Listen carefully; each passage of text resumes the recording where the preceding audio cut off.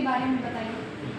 तो यहाँ का उपस्थिति लगभग 70% रहता है और उपस्थिति बढ़ाने के लिए सभी शिक्षकगण लगातार प्रयासरत हैं टोला टहनी के माध्यम से। और बाज़ार का दिन स्पेशली कुछ जो लोकल बाज़ार है जीविकोपार्जन को लेकर बहुत बच्चे अपने माता पिता के साथ चले जाते हैं बाज़ार में। वैसे लोगों को हम लोगों ने थोड़ा सा पहचान किया, चिन्हित किया और मंगलवार जो यहाँ का बाज़ार का दिन है उस दिन हम लोगों ने थोड़ा सा उसको एक अच्छा माहौल, अच्छा एक्साइटेड बनाने का कोशिश की। हम लोगों ने उस दिन थोड़ा क्यूज रख दिया, कुछ कल्चरल प्रोग्राम रख दिया, जिसके कारण क्या हुआ कि बाज़ार के दिन में जिसमें उपस्थिति बहुत कम हो जाती थी, 50% से भी कम हो जाती थी, वो उपस्थिति भी अब यहाँ पर होने लगी।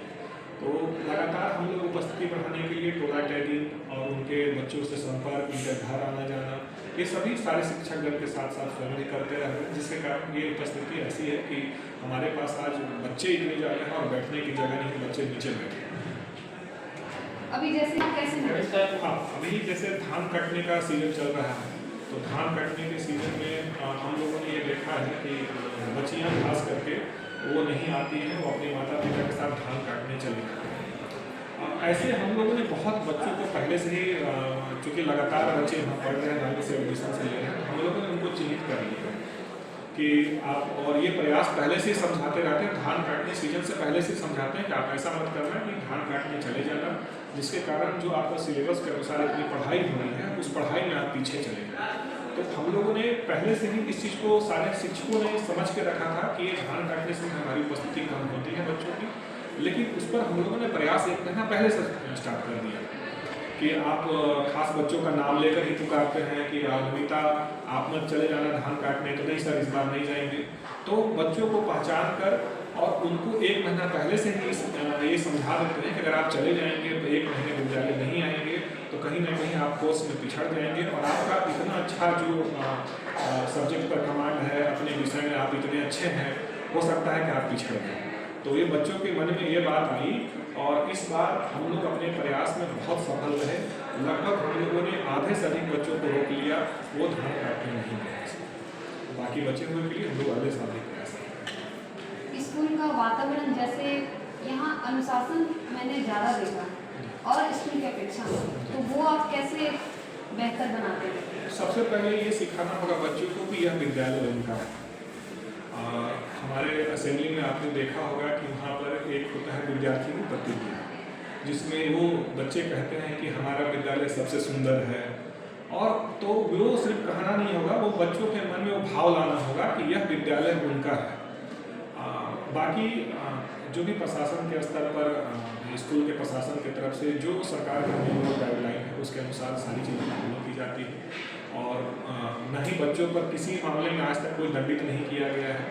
उनको सिर्फ बताया गया है कि आपका स्कूल है और आप अपने स्कूल में जितने अच्छे से रहेंगे, जितने अनुशासन में रहेंगे, आने वाले दिन में इस विद्यालय का उतना ही नाम होगा। और हम लोगों ने ये जब भी किसी भी सांस्कृतिक कार्यक्रम या कोई भी कार्यक्रम होता है तो वो बच्चे जो काफ़ी ज़्यादा अनुशासित रहते हैं, जो हर चीज़ को फॉलो करते हैं, मीन्स कि अगर उन्हें पानी पीना जाना है क्लास के समय में तो आउट पास लेकर बाहर जाते हैं, आउट पास ला कर रखते हैं। तो वैसे बच्चों को हम लोगों ने क्या किया है कि पुरस्कृत करने का काम किया है।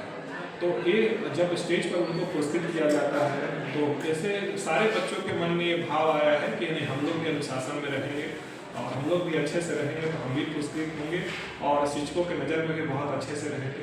इसका एक व्यापक असर पड़ा है और हम लोगों ने लगातार पुरस्कृत करने का काम किया है वैसे बच्चों को जो विद्यालय के लिए समर्पित रहते हैं, अनुशासन में रहते हैं और सभी शिक्षकगण के साथ साथ अपने साथियों के साथ अच्छा व्यवहार करते हैं। यहाँ का रूल रेगुलेशन के बारे में बताइए। कोई सारे के सारे मैनुअल झारखंड सरकार और JEPC JCRT का जो मैनुअल है उसके अनुसार ही फॉलो होता है। बस 100% फॉलो होता है जिसके कारण से आपको ये अनुशासन दिख रहा है। कुछ चीज़ें जैसे क्लास आवर में पानी पीना है या अगर कहीं जाना है, वॉशरूम यूज करने जाना है, तो हर क्लासरूम में 2-2 आउट पास लगे हुए हैं, वो आउट पास आपको लेके जाना है।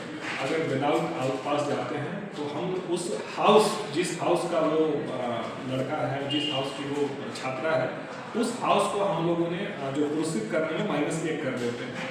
तो हर सप्ताह जो हाउस, एक हाउस जिसका असेंबली और पूरा व्यवस्था देखने का जिसका काम करता है, वो हाउस अगर उसके पकड़े जाते हैं बच्चे तो हम उस हाउस में से उस श्रम करते हैं, जिससे होता यह है कि हर महीने के आखिरी में जब सबसे बेहतरीन हाउस का जो पुरस्कार हम लोग देते हैं, तो वो हाउस जो जिसके बच्चे बहुत अच्छे से रहते हैं या मैनेज बहुत अच्छे से करते हैं, तो वो उसको पुरस्कृत करते हैं। तो ये भावना भी आती है आपस में बच्चों को कि मेरे हाउस बहुत अच्छा है, और अपने हाउस को आगे करने के लिए, अपने हाउस को पुरस्कृत कराने के लिए वो बहुत काम करते हैं। तो उन्हीं को लेकर ये सारा का सारा रूल रेगुलेशन जो बनाया गया है मैनुअल के अनुसार सारी चीज़ को यहाँ पर फॉलो करते हैं। यहाँ ड्रॉप आउट पे क्या क्या समस्या आती है? मैक्सिमम समस्या यहाँ पर है बाहर जाकर कमाने की, चूँकि ये ग्रामीण इलाका है और सबसे ज़्यादा आबादी यहाँ पर अनुसूचित जनजाति की है, और वो कमाने ईंट भट्टा कमाने बाहर चले जाते हैं, और माता पिता खुद जाते हैं और बच्चों को भी लेकर जाते हैं। अचानक से पता चलेगा कि वो कमाने बनारस चले गए हैं। अब हम लोग खुद परेशान हो जाते हैं क्योंकि बच्चे अपनी सत्ता से ऊपर नहीं आते हैं, तो उनको चिन्हित करने का काम किया जाता है। तो वैसे में हम लोगों ने देखा कि बनारस में जब बात करने का वो बात होता है तो कहते हैं सर अभी तुरंत आए ही या तो 6 महीने के बाद ही आएंगे।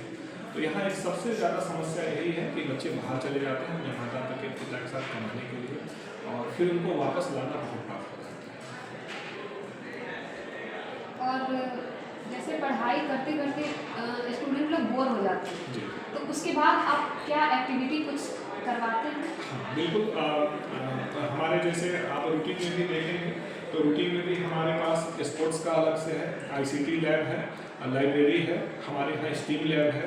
अगर बच्चों को लगता है कि कुछ अलग कुछ करना है, अगर उन्हें लगता है कि स्टीम लैब में जाकर वहाँ के सामान से कुछ हमको स्पेशल कुछ बनाना है, तो स्टीम लैब में है, वहाँ जाते हैं, वहाँ बच्चे बनाते हैं। साथ साथ हर मंथ एक बड़े स्तर पर सांस्कृतिक कार्यक्रम किया जाता है जिसमें बच्चे खुद इन्वॉल्व रहते हैं, जिसमें झारखंड सरकार की झारखंड की संस्कृति, यहाँ के लोक नृत्य, लोकल जितने गीत हैं, ये सब चीज़ों को हम लोगों ने देखा कि बच्चे बहुत अच्छे से आगे बढ़कर काम करते हैं। तो पढ़ाई के साथ साथ यहाँ पर हम लोगों ने उनके स्किल को डेवलप करने का भी बहुत प्लान किया है, और वो अभी हो भी रहा है। बच्चे लाइब्रेरी का यूज करते हैं, स्टीम लैब का यूज करते हैं, ICT लैब का यूज करते हैं, हमारा एक कल्चर रूम है उसका यूज करते हैं। तो उसमें भी बच्चे बहुत बढ़ चढ़ कर आगे हैं हिस्सा लेते हैं। स्मार्ट क्लास जैसे यहाँ पे कितने क्लास में चल रही है? वर्तमान में यहाँ पर 4 स्मार्ट क्लास चल रहे हैं और 4 फंक्शनल हैं। एक समस्या मुझे आई थी कि मुझे जो ICT लैब में नेट मिला था वो मात्र 2 GB का था, और कभी कभी 4 स्मार्ट क्लास के इंटरनेट कनेक्शन जब कनेक्ट हो जाते थे उससे, तो वो 2 GB आधे घंटे में ही समाप्त हो जाता था। तो उसको देखते हुए हम लोगों ने विद्यालय में एयर फाइबर लगाया हुआ है और अनलिमिटेड इंटरनेट है, जिसके कारण से सारे के सारे स्मार्ट क्लास, हमारा ICT लैब सारे इंटरनेट से कनेक्ट है, और बच्चों को आवश्यकता अनुसार जो भी चीज़ें ज़रूरत पड़ती है हम लोग इंटरनेट के माध्यम से उनको प्रोवाइड करा देते हैं। कई मौक़ों पर ऐसा भी हम लोगों ने देखा है कि चूँकि हमारे यहाँ म्यूजिक टीचर नहीं है, लेकिन आपने देखा कि बच्चे बहुत अच्छे से बैंड बजा रहे हैं। हमारे यहाँ स्पोर्ट टीचर नहीं है, लेकिन आपने देखे बहुत सारा जो मेडल है, ये सारे ट्रॉफी हैं, ये बच्चों ने स्पोर्ट्स में जीता है। तो कुछ चीज़ें अगर हमारे पास टीचर नहीं है, हम लोगों ने इंटरनेट के माध्यम से, यूट्यूब के माध्यम से, या सरकार के अन्य वेबसाइट, अन्य जो भी सोर्स हैं उनके माध्यम से बच्चों को सिखाने का प्रयास करते हैं। और अगर आप वहाँ पर खड़े रहें, उनको सहयोग करें, तो यकीनन बच्चे सीख लें। आपने देखा होगा कि स्कूल का बैंड कितने अच्छे से ये लोगों ने सिर्फ इंटरनेट के माध्यम से बेहतर इसको सीखा। तो बहुत अच्छा लगा सर आपसे बात करके। जैसे मुझे 6 स्कूल मिली है, तो हम वीक में 1 दिन आपका स्कूल भी विजिट करेंगे। ठीक है, आप वीक में और आइए। हम यहाँ पे सीखने आए हैं, और हम चाहेंगे कि आप आप सभी टीचर मिलकर सिखाएं, ताकि हम भी कुछ बच्चों को बच्चे से सीख भी पाएँ और उनको सिखा दें। मेरा मानना है कि सीखने की कोई उम्र नहीं होती है।